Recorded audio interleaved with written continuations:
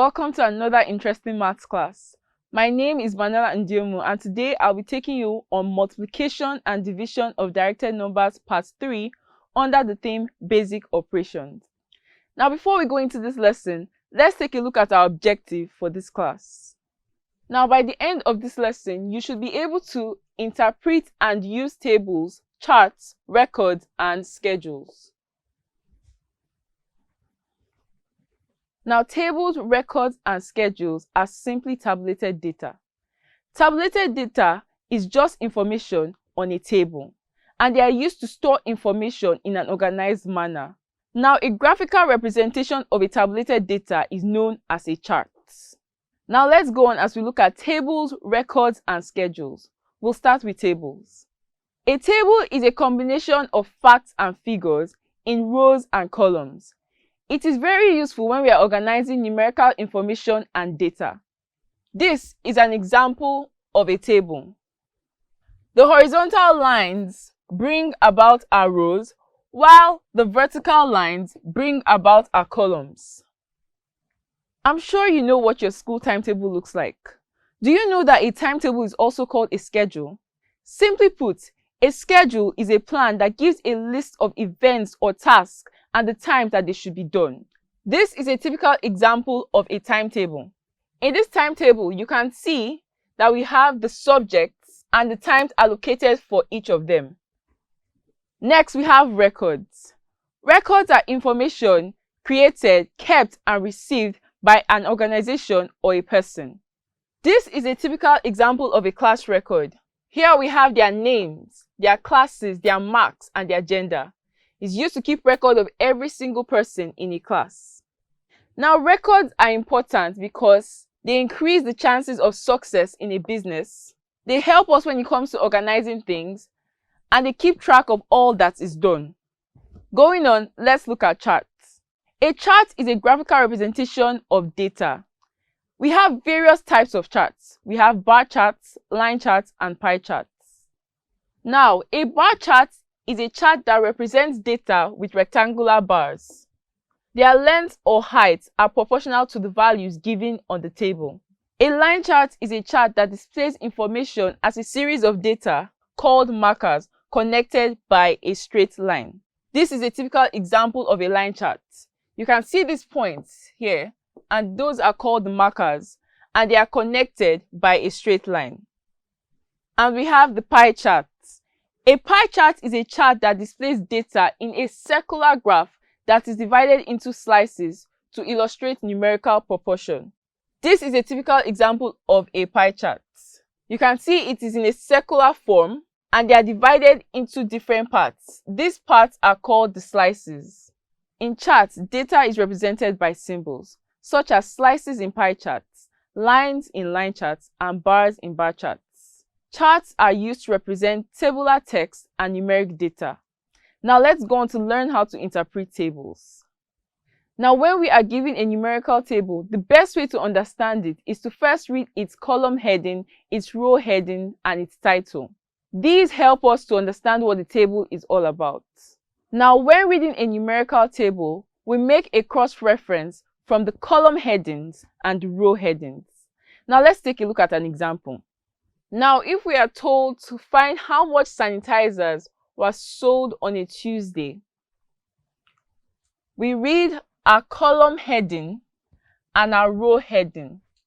We see where sanitizers are and we see where Tuesday is. So we make a cross-reference and where they meet, which is 34. That means 34 sanitizers were sold on a Tuesday. Now let's solve some examples. Use the table in the next slide to answer the following questions. Question A. How many periods are there each day? Question B. What is the length of each period? Question C. There are 2 breaks each day. How long is each break? And question D. Write down the different subjects that the class takes. Find the number of periods that the class gets for each subject. Here we have our table. So the first question is, how many periods are there each day? So we count. On Monday we have 1, 2, 3, 4, 5, 6, 7, 8. We can see that that's the same for every other day. So we say there are 8 periods each day. The second question is, what is the length of each period? Now, if we look at the column headings, we'll see the time for each period. The first one is from 7 to 7:40. The second one is from 7:40 to 8:20. The third one is from 8:20 to 9 o'clock. And we move on. If we look closely, we'll see that each period is 40 minutes. So the length of the period is 40 minutes. The third question is, there are 2 breaks each day. How long is each break? So we have one break from 9 to 10, which is here. And we have another break that is from 12 to 12:20. So the first break lasts for an hour and the second break lasts for 20 minutes. And the final question states that we should write down the different subjects that the class takes and find the number of periods that the class gets for each subject. So if we look closely at our timetable, we'll see that they have English language, agric science, mathematics, basic science, CRK, French, civic education, geography, and computer science. And if we count for each of the subjects, we'll see that English language has 5 periods, agric science has 5 periods, mathematics has 5 periods, basic science has 5 periods, CRK has 3 periods, French has 4 periods, civic education has 5 periods, geography has 4 periods, and computer science has 4 periods. Now, this figure given to us is known as a distance chart. A distance chart is used to show the distance between different towns. So as you can see, we have different towns in our chart: Abuja, Akure, Benin City, and so on. This table shows the shortest distances by road in kilometers according to Google Maps 2019. We will use this distance chart to answer the questions on the next slide. Using the distance chart, answer the following questions. Question A, find the distance from Akure to Maiduguri. Question B, which 2 towns are the furthest apart? Question C, which 2 cities are nearest to each other? Question D, find the distance from Port Harcourt to Lagos via Enugu. So the first question is, find the distance from Akure to Maiduguri. So looking at our distance chart, which of the boxes shows where Akure and Maiduguri meet? So we'll make a cross-reference.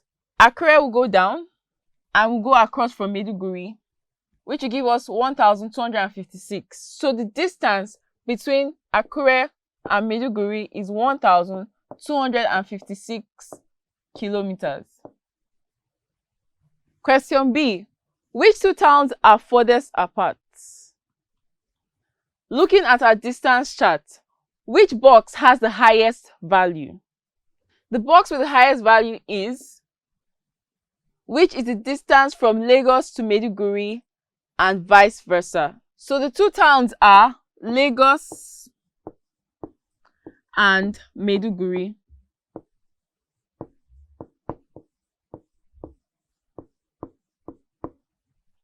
Question C, which 2 cities are nearest to each other? Looking at our distance chart, which box has the smallest value? The smallest value is 131, which is the distance between Lagos and Ibadan. So the 2 cities that are nearest to each other are Ibadan and Lagos. And the final question is, find the distance from Port Harcourt to Lagos via Enugu. So we have to find the distance between Port Harcourt and Lagos via Enugu.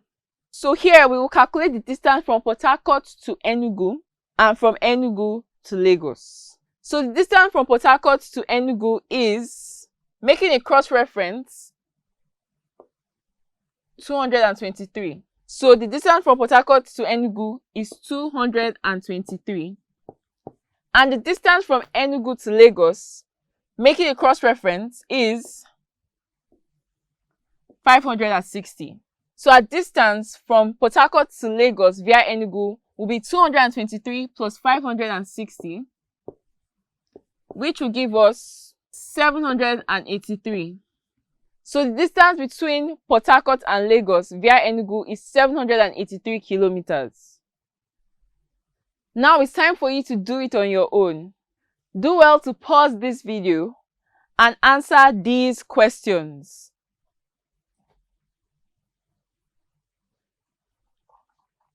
So, we have been given a table of stock records of a shop that sells electronic goods. The table shows the number of stocks remaining at the end of the month. So question A, how many video cameras were left at the end of June? At the end of June, we had 10 video cameras. So the answer is 10. Question B, during which month did the shop buy in more refrigerators? So if we look at our table, at the end of each month, the number of refrigerators reduced until June, where the number of refrigerators increased. So the shopkeeper bought in more refrigerators in the month of June. And the final question says, what month did the shopkeeper sell the most air conditioners? So the shopkeeper sold the most air conditioner in the month of June because he sold 8 air conditioners. So the month is June. Having solved those exercises, we have come to the end of this class. But before we go, let's take a look at a quick summary of all that we have learned so far. First, we learned that a tabulated data is simply information that is given in a table. We also learned that a table is a combination of facts and figures arranged in columns and rows. Going on, we learned that a schedule is a plan that gives a list of events or tasks and the times at which they should happen or should be done. We also learned that records are information created, received, and kept as evidence by an organization or a person. Moving on, we learned that a chart is a graphical representation of data. And finally, we learned that in charts, data is represented by symbols such as bars in bar charts, lines in line charts, and slices in pie charts. Test time. Question 1. Find the total distance traveled on the following round trip. Port Harcourt to Benin City to Lagos to Enugu to Port Harcourt. Option A, 1,386 kilometers. Option B, 1,387 kilometers. Option C, 1,388 kilometers. Or option D, 1,389 kilometers.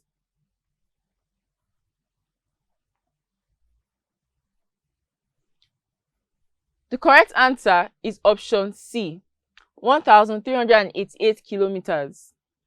What we do is that we first find the distance from Port Harcourt to Benin City. Then we find the distance from Benin City to Lagos. We then find the distance from Lagos to Enugu. Then we find the distance from Enugu to Port Harcourt. And then we sum it up. This will give us 1,388 kilometers. Question 2. Which of the following is a graphical representation of a tabulated data? Option A, records. Option B, charts. Option C, timetable. Or option D, schedule.